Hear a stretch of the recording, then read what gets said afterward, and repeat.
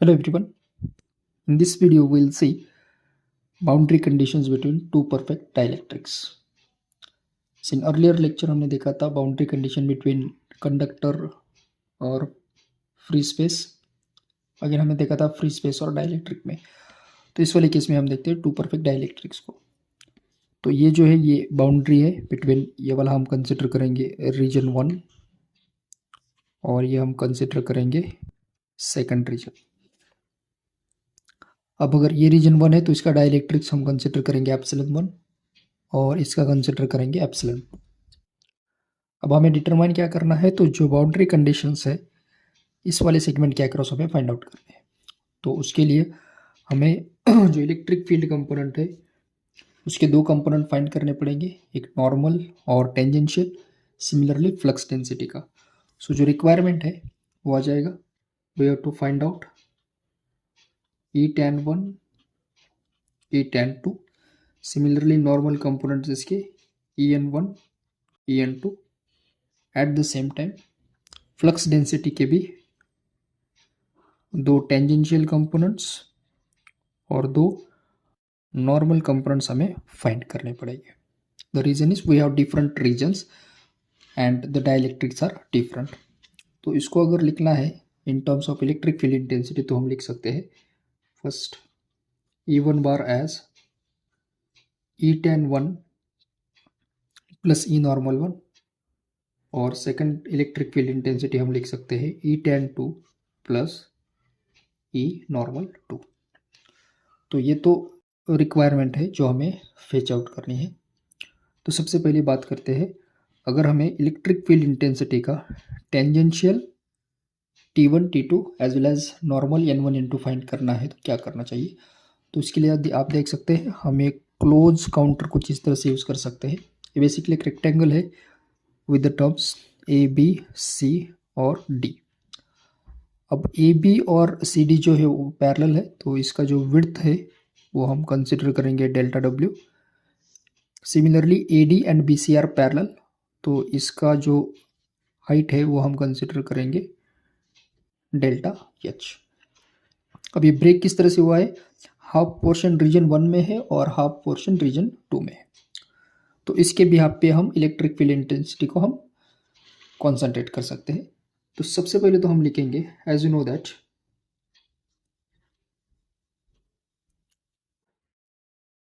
Equipotential surface के behalf पे हम लिख सकते हैं counter integral of E bar dot D L bar होता है 0.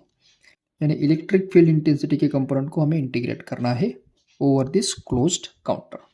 अब क्लोज काउंटर की बात करेंगे तो सेगमेंट देखिए, एक तो ए टू बी इंटीग्रेशन हो सकता है, B to C, C to D या डी टू ए. तो इसको हम लिखेंगे as first integral along A to B, next B to C, next we have to write C to D और लास्ट में है integration from D to A E bar dot D L it must be equal to 0. ये हम consider करेंगे equation number 2. Clear. अब अगर हम इसे इंटीग्रेट करना चाहते हैं तो सबसे पहले हम देखेंगे कि इंटीग्रेट कहाँ पर करना. तो देखिए हमें ये जो बाउंड्री कंडीशन है इस वाले पॉइंट के ऊपर हमें पूरा एनालिसिस करना है. अब अगर बाउंड्री कंडीशन पे एनालिसिस करना है तो जो टोटल हाइट है delta H it must be equal to 0. अगर इसको हम कुछ इस तरह से कॉम्प्रेस करेंगे तो इस वाले पॉइंट पे हम एनालाइज कर सकते हैं. सो रीजन क्या आ जाएगा, delta H must be equal to 0 और इट में टेंस टू 0. देखिए इसको हम लिखेंगे डेल्टा एच टेंस टू 0. तो देखिए अगर डेल्टा एच टेंस टू 0 हो रहा है तो इंटीग्रेशन ए टू डी और सी टू बी, यानी कि अगर हम इसको लिखेंगे as integration from B to C E bar dot D L, तो ये आ जाएगा E bar integration B to C D L bar. अब बी टू सी का इंटीग्रेशन अगर हम करते हैं that means C minus B आ जाएगा. तो इसका टोटल हाइट है डेल्टा एच, वो टेंस कर रहा है 0 से. तो अगर ये 0 को इक्वेट कर रहा है तो डेफिनेटली इनका प्रोडक्ट कितना आना चाहिए 0 as delta H tends to 0. Similarly for next term ये वाला D2A, again E bar dot D L bar होता है 0, क्योंकि जो हाइट है वो नियरली 0, तो ये दो इंटीग्रेशन का टर्म तो 0 आ गया. We are left with what, first integration A to B and then it with C to D. तो सबसे पहले तो ये वाला हम फाइंड करेंगे as integration A to B E bar dot D L bar. तो देखिए A to B इंटीग्रेट करना है, अपर लिमिट B है, लोअर लिमिट A है, तो ई बार को हम बाहर निकालेंगे. A to B D L bar will be equal to E bar into D L bar का इंटीग्रेशन होता है L bar over the range A to B. इसको हम लिखेंगे E bar into upper limit B है minus A. अब देखिए B minus A अगर हम करते हैं तो हमें जो टोटल वैल्यू मिलेगा वो होगा डेल्टा W. तो इस इंटीग्रेशन का वैल्यू आ जाएगा E bar into delta W. अब ये जो इलेक्ट्रिक फील्ड कंपोनेंट है इसके दो डायरेक्शन हो सकते हैं, एक तो ये नॉर्मल या फिर टेंजेंशियल हो सकता है. सो हम इसको डिटरमाइन करते हैं कौन सा नॉर्मल हो सकता है और कौन सा टेंजेंशियल हो सकता है. देखिए इस वाले रीजन में अगर इलेक्ट्रिक फील्ड इंटेंसिटी यहाँ से पास हो रहा है तो ये नॉर्मल कंपोनेंट आ जाएगा परपेंडिकुलर में, या फिर वो इसी डायरेक्शन में जा सकता है. यानी कि एक तो ये डायरेक्शन हो सकता है जिसको हम कंसिडर करेंगे ई टेंजेंशियल 1, सेकंड रीजन में ये होता है ई टेंजेंशियल 2. सिमिलरली अगर कुछ इस तरह से हमने लिया पैरेलल ये वाला तो ये नॉर्मल आ जाएगा, इसको हम लिखेंगे ई नॉर्मल 1 और ये हो जाएगा हमारा ई नॉर्मल 2. तो ये टेंजेंशियल है और ये है नॉर्मल. अब देखिए A to B की अगर हम बात करते हैं तो ये डायरेक्शन टेंजेंशियल के पैरेलल है, यानी कि ये जो इलेक्ट्रिक फील्ड कंपोनेंट है जो हमने अभी फेच किया है ये वाला, तो ये हम लिखेंगे as A to B E bar dot D L bar will be equal to E tan 1 into delta W. Let this is equation number 3. Similarly हमें फाइंड करना है C to D का, तो इसको लिखेंगे C to D E bar dot D L bar. अब देखिए C to D जो है वो पैरेलल है E tan 2 को, तो ये कंपोनेंट आ जाएगा E tan 2 इंटू इसका जो विड्थ है वो भी कितना है डेल्टा W, तो आ जाएगा डेल्टा W. अब बात करते हैं डायरेक्शन की. तो देखिए हमने जो मूवमेंट था वो A to B लिया था इस डायरेक्शन में, और इस वाले के लिए we are going from C to D, यानी कि A to B और C to D opposite direction में है, तो यहाँ पर साइन आ जाएगा minus. Integration from C to D का जो साइन है वो आ जाएगा minus. This is equation number 4. अब हम इक्वेशन 3 और 4 को इस वाले इक्वेशन में सब्स्टिट्यूट करेंगे. So will write equation 3 and 4 will put in equation 2. A to B ये वाला है E tan 1 delta W. B to C का वैल्यू देखिए 0 है. C to D वाला ये है minus E tan 2 delta W, और D to A जो है इसका वैल्यू है 0, तो ये 0 और ये इक्वेट करता है 0 से, it should be equal to 0. तो ये हमें मिलेगा E tan 1 delta W will be E tan 2 delta W. तो ये हो जाएगा कैंसिल. सो फाइनली हमें मिला है tangential component of both regions will be same. E tan 1 is equal to E tan 2. अब इसके बिहाफ पे हम फाइंड करेंगे the tangential component. So as you know that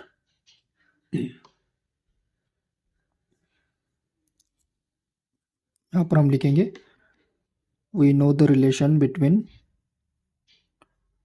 D bar and E bar as D bar is equal to होता है epsilon into E bar. तो अगर हम D tangential component first find करेंगे तो ये आ जाएगा epsilon 1 into E tan 1, whereas second region में लिखेंगे तो D tan 2 is equal to हम लिख सकते हैं एप्सिलॉन 2 इंटू E tan2। अब अगर हमें D tan1 और D tan2 फाइंड करना है तो इसको हम डिवाइड करेंगे। So you can write D tan1 by D tan2 will be equal to epsilon1 into E tan1 upon epsilon2 into E tan2। But हमें पता है E tan1 is equal to होता है E tan2, तो ये और ये हो जाएगा कैंसल। फाइनली हमें क्या मिलेगा, D tan1 upon D tan2 is equal to epsilon1 by epsilon2। तो यहाँ पर लिखेंगे हम D tan1 by D tan2 is equal to epsilon1 by epsilon2। तो ये तो हमें मिल जाएगा tangential component of electric flux density और tangential component of electric field intensity. I hope you are getting it. Now let us see how to find the normal components electric field intensity का और electric flux density का। So let's write here to find normal components of D। तो again हम अब use करेंगे Gauss law का। अब देखिए इलेक्ट्रिक फील्ड इंटेंसिटी का कंपोनेंट फाइंड करने के लिए हमने जो था we have used a close counter rectangle के फॉर्म में। अब अगर नॉर्मल कंपोनेंट हमें फाइंड करना है तो अब हम यूज करेंगे ये गॉसियन सरफेस। अब इस गॉसियन सरफेस में ये वाला टॉप रीजन है जिसका सरफेस डेल्टा एस है, और ये जो नॉर्मल कंपोनेंट है वो dn1 है। ये हम कंसिडर करेंगे dn2 बॉटम का, और इसका सरफेस डेल एस है। और थर्ड पोर्शन जो है वो लेटरल होता है, यानी कि आउटर पोर्शन, इस साइड पे या फिर इस साइड पे, दोनों साइड पे सेम होता है। तो तीन सरफेस हमें मिलेंगे, एक टॉप, एक बॉटम और एक लेटरल में। तो based on that first of all तो हम लिखेंगे as according to Gauss law we know that surface integral D bar dot D S होता है Q, total charge enclosed is equal to Q होता है। अब अगर इसे इंटीग्रेट करना है तो हमें लिखना पड़ेगा first integral along top bottom plus second integral along bottom D bar dot D S plus third along the lateral part d bar dot ds is equal to q। अब एज यूजुअल हम find out करेंगे top bottom और lateral का integration. तो देखिए अगर हमें lateral integral की बात करनी है तो देखिए हमें तो फाइंड करना है बाउंड्री कंडीशन पे, यानी कि इस वाले रीजन पे, इस वाले पॉइंट पे हमें फाइंड करना है। अगर इस वाले पॉइंट पे हमें फाइंड करना है तो जो टोटल हाइट है इस वाले सरफेस की वो कितनी होनी चाहिए, 0। That means again delta H कितना होना चाहिए, it should be nearly equal to 0 होना चाहिए। So let's integrate this term as lateral portion del dot ds bar is equal to. अब देखिए लेटरल पोर्शन में हमने अभी देखा था delta H nearly equal to 0। अगर डेल्टा एच टेंड्स टू 0 है तो लेटरल पोर्शन का जो सरफेस होता है डेल्टा एस वो होता है 2 पाई आर एच। अब अगर एच 0 है तो डेफिनेटली इनका मल्टीप्लीकेशन होता है 0, यानी डेल्टा एस कितना हो जाएगा, 0। तो ये वाला जो इंटीग्रेशन है इसका वैल्यू आ जाएगा 0। So for lateral portion D bar dot D S कितना होता है, it will be equal to 0। Now let's go across the first term as integral along top side d bar dot ds bar will be equal to d bar into। अब अगर हम top surface की बात करेंगे तो आप देख सकते हैं ये जो टॉप सरफेस है इसका पूरा एरिया कितना है, डेल्टा एस। तो ये आ जाएगा डेल्टा एस, और ये फर्स्ट रीजन में तो इसको हम लिखेंगे d1 bar into delta S. अब ये d1 बार क्या होता है, तो होता है normal component D inverse into delta S. So for first region हमने यहाँ पर लिखा था dn1 और इसका सरफेस है ds। बॉटम के लिए dn2 और डेल्टा एस होता है। सो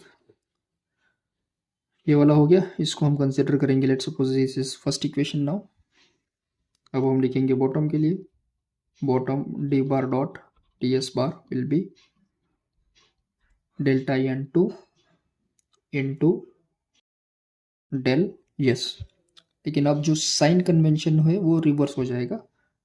so will write here minus top portion और बॉटम पोर्शन में. This is second equation. Now will put those two equation in this वाले, इस वाले इक्वेशन में हम इसको लिखेंगे. विल गेट टॉप का है देखिए dn1 delta S, bottom minus del n2 into delta S is equal to है q. बट हमें पता है चार्ज हम डिफरेंशियल सरफेस के फॉर्म में लिख सकते हैं. So we can write as q is equal to, we can write rho S D S. Therefore ये इक्वेशन आ जाएगा dn1 delta S dn2 delta S is equal to rho s into delta s. If I take del s as common, we'll get dn1 minus dn2 del s is equal to rho s into ds. So this will get cancelled. So now we are left with subtraction of normal components. I can write here as dn1 minus dn2 is equal to rho s. Okay. अब अगर हम इस rho S यानी कि surface charge density की बात करेंगे, इसको हम लिखेंगे सरफेस चार्ज डेंसिटी. देखिए हमने यूज किया है डाइलेक्ट्रिक मटेरियल दोनों रीजन में. डाइलेक्ट्रिक मटेरियल की एक सबसे इंपॉर्टेंट प्रॉपर्टी होती है, in dielectric material no free charges are present, यानी कि सभी चार्जेस बाउंड होते हैं. अब अगर चार्ज फ्री नहीं है तो डेफिनेटली वो सरफेस चार्ज डेंसिटी को अरेंज नहीं करेगा, यानी कि फिनोमेना एग्जिस्ट नहीं हो सकता. देयरफॉर परफेक्ट या फिर आइडियल डाइलेक्ट्रिक मटेरियल का सरफेस चार्ज डेंसिटी होता है 0. वही because all the charges are bounded, no free charge can exist, therefore surface charge density होता है 0. तो इस वाली इक्वेशन में लिखेंगे dn1 minus dn2 will be 0. therefore dn1 is equal to हमें मिलेगा dn2, यानी कि इलेक्ट्रिक फ्लक्स डेंसिटी का नॉर्मल कंपोनेंट फर्स्ट और सेकंड विल बी सेम. ये तो हो गया इलेक्ट्रिक फ्लक्स डेंसिटी का. अब हम फाइंड करेंगे as we know that d is equal to होता है एप्सिलॉन इनटू ई. तो अगर हम इसको लिखेंगे dn1 is equal to epsilon 1 into en1, तो en1 यानी कि इलेक्ट्रिक फील्ड इंटेंसिटी का normal component will be dn1 by epsilon 1. Similarly dn2 will be epsilon 2 into en2, तो en2 भी हमें मिलेगा dn2 by epsilon 2. Now in order to find out en1 and en2, we'll divide this equation. So simply हम लिख सकते हैं en1 by en2 will be dn1 by epsilon 1 divided by dn2, और ये जाएगा न्यूमरेटर में एज epsilon 2. अब dn1 is equal to dn2 है इस वाले इक्वेशन में, so this will be get cancelled. Finally E normal 1 by E normal 2 मिलेगा एप्सिलॉन 2 बाई एप्सिलॉन 1. तो ये आ जाएगा normal component of electric field intensity. Okay, so this is how we have analysed the boundary condition between two perfect dielectrics. अब अगर हम इसकी summary लिखेंगे तो ये वाला तो फिक्स्ड है as dn1 is equal to dn2 होता है, en1 बाई en2 होता है एप्सिलॉन 2 बाई एप्सिलॉन 1. ये नॉर्मल कंपोनेंट का हो गया. अब अगर हम टेंजेंशियल कंपोनेंट की लिखेंगे तो ये आ जाएगा E tan 1 is equal to E tan 2, और फ्लक्स डेंसिटी के लिए जो हमने फेच किया था D tan 1 by D tan 2 will be epsilon 1 by epsilon 2. So this will be the summary of the boundary condition between two perfect dielectric materials. I hope you understood this. Thank you.